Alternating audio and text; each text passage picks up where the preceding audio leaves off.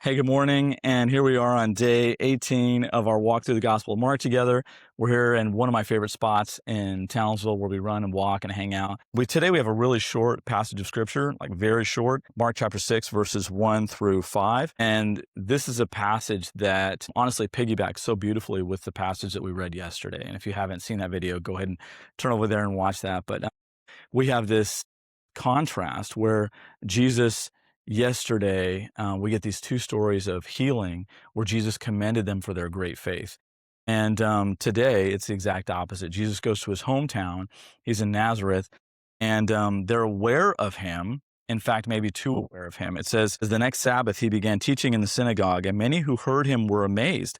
They said, where did he get all this wisdom and the power to perform such miracles?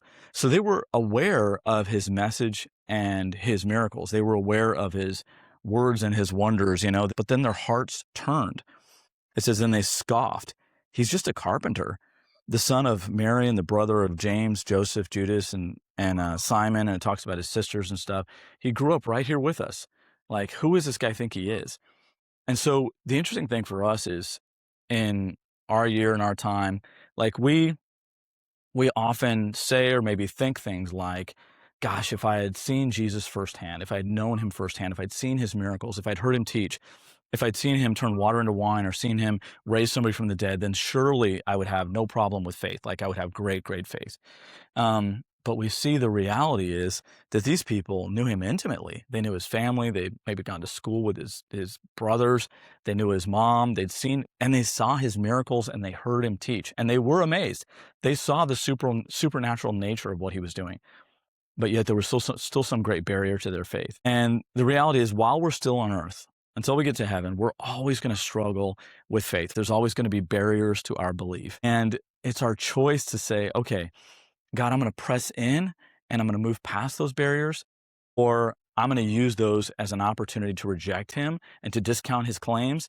And that means I don't have to change my life. I don't have to do anything different. I can just live my life as Lord of my own life.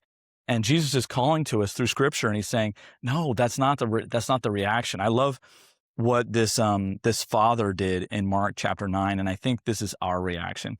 He's looking for a healing for his son who is demon possessed. And Jesus says to him, anything is possible if a person believes.